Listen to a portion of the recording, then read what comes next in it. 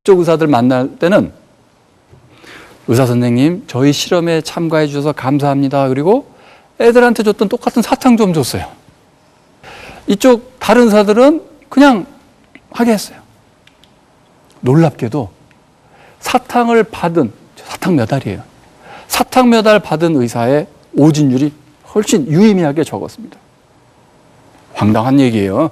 의사 선생님, 우리 진단 내린 의사 선생님이 사탕 몇 알 받았다고 오진율이 떨어지면 이거 어떻게 된 거예요? 그래서 더 막 94년도에 나온 연구입니다. 그래서 또 했어요. 97년도에 더 자세하게 해봅니다. 결과 같이 나왔어요. 같이 나오고 어떤 결과까지 나왔느냐? 사탕을 받은 의사 선생님이 자기가 의사라는 사실에 대해서 더 사명감을 느끼고 더 보람을 느끼고 더 환자를 도와주려고 한다. 한마디로 더 유능할 뿐만 아니라 더 좋은 의사 선생님이 된다고 나온 거예요. 이제는 사람들이 믿게 됐습니다. 이게. 그리고 이제 2000년대 들어서 뇌과학이 이거를 점점 입증합니다. 왜 긍정적 정서가 사람의 능력을 이렇게 올리는가에 대해서 이제 사람들이, 학자들이 다 이걸 사실로서 받아들이게 됩니다. 그러면 여기서 어떠한 걸 우리가 특별히 배워야 되느냐면 중요한 건 긍정적 정서를 유발할 수 있는 능력입니다. 이걸 뭐라고 표현하냐면 이렇게 비유적으로 말씀드릴 수 있어요. 어떤 중요한 문제가 닥쳤을 때 어떻게 해야 되느냐? 내가 나한테 사탕을 줘야 돼요. 그럼 되겠죠? 이게 또 지난 시간에 얘기한 것과 같이 습관이 돼야 됩니다. 그럼 뭐를 습관화시켜야 돼요? 긍정적 정서의 조절 능력. 이거를 습관화시켜야 됩니다. 긍정적 정서 필요할 때마다 불러일으키는 능력. 야, 진짜 우리 회사에 사운을 건 프레젠테이션이 있어. 그걸 네가 해봐. 그랬을 때, 그걸 받아들였을 때 짜릿하게 기분이 좋아져야 돼요. 긴장이 한편으로 되면서 은근히 기분이 좋아져야 돼요. 이 긍정적 정서를 불러일으킨다는 것은 부정적 정서를 참는다는 거랑은 좀 차원이 다릅니다. 뇌에는 부정적 정서 이렇게 처리하는 데랑 긍정적 정서 처리하는 데랑 부위가 달라요. 그러니까 화난 거 참는다고 긍정적 정서 올라가는 거 아니에요. 그럼 별도로 하고 어쨌든 기분 좋게 긍정적 정서를 늘리는 그 훈련을 해야 된다는 게 그게 이제 능력이 올라가는 거고요. 그래서 이분의 이런 발견을 갖고 회사들이 안 사용하겠어요? 사용을 합니다. 어떻게 사용을 해요? 이렇게. 이거 초콜릿 깔아놓습니다. 맛있는 거 깔아놓습니다. 공짜로 사무실 옆에 이거 깔아놔요. 더 나아가서 어떻게 합니까? 사무실을 놀이터처럼 기분 좋게 해야 된다는 거죠. 이거 실제 사무실의 한 장면이에요. 그러면은 여러분은 나는 우리 회사는 그렇게 안 되는데 저는 재수생이어서 맨날 독서실 가서 앉아있는데 이게 뭐예요? 그래도 그렇지 않습니다.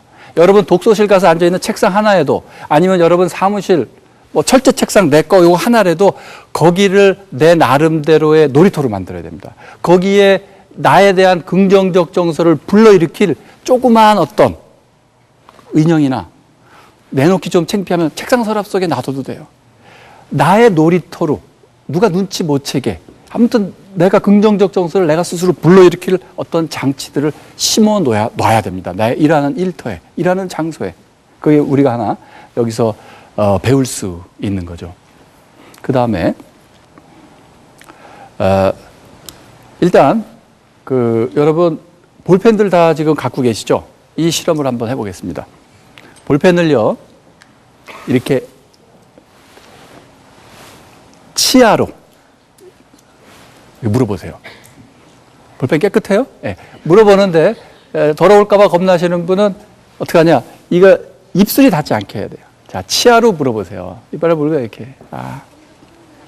만약 이렇게 하면은 물고 잠깐 계셔보세요. 이렇게 되면 여러분의 뇌는 이 사람이 웃고 있구나 이렇게 생각합니다. 자, 이제 불편하시면 내려두셔도 됩니다. 이게 지난 시간에 그런 얘기를 했죠. 사람 표정 근육과 뇌는 이렇게 직접 연결되어 있다. 이 말씀드렸던 거 생각나시죠? 그러면은 어떻게 되느냐면은 사실은요 아주 신비한 일이 있습니다. 뭐냐면 우리가 화가 나거나 기분 좋으면 화가 나면 막 화내고 기분 좋으면 막 웃고 이런데 기분 좋아서 웃는 것도 있지만 사실은 우리 뇌는요 의식하기 전에 먼저 웃습니다. 한 0.5초 정도 먼저 웃기 시작해요.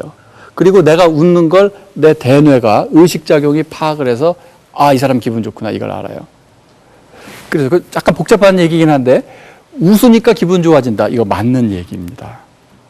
그러면 이걸 물고 커뮤니케이션 학자들은 이런 실험을 합니다. 사람들이 이걸 물게 하고요.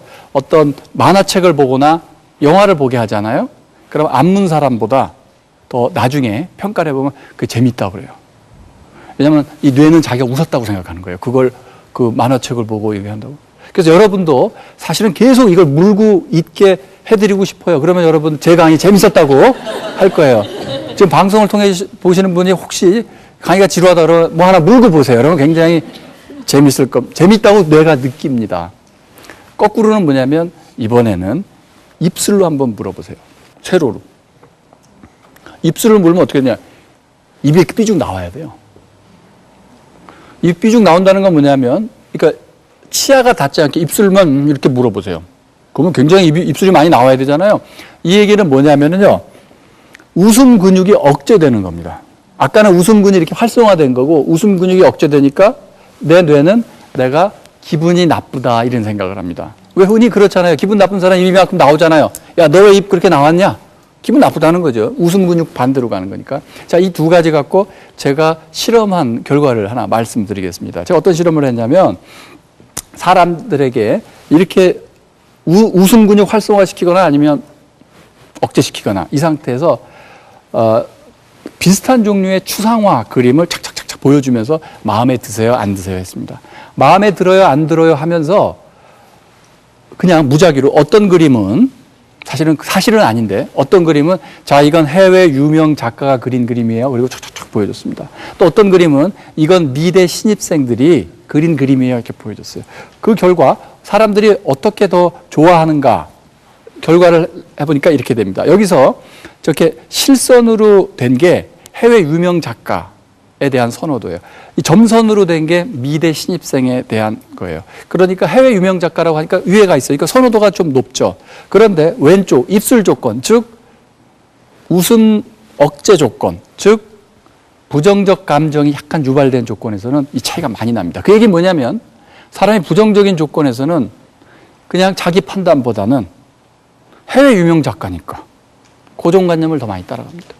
그런데 이쪽 끝으로 가면 이게 뭐냐면 치아 조건입니다. 긍정적 정서를 느낄 때는 해외 유명 작가라고 하나 미래 신입생이라고 하나 이런 정보와 관계없이 자기 선호도대로 갑니다. 훨씬 더 주관적으로 자기가 판단을 내리게 된다. 즉 고정관념으로부터 훨씬 더 자유로워진다. 아주 조그마한 긍정적 정서만 유발돼도 그렇다는 겁니다. 자, 이제 오늘 첫 번째 덩어리는 이 긍정적 정서가 우리를 똑똑하게 한다 하는 거고 오늘 이제 두 번째 주제로 넘어갑니다.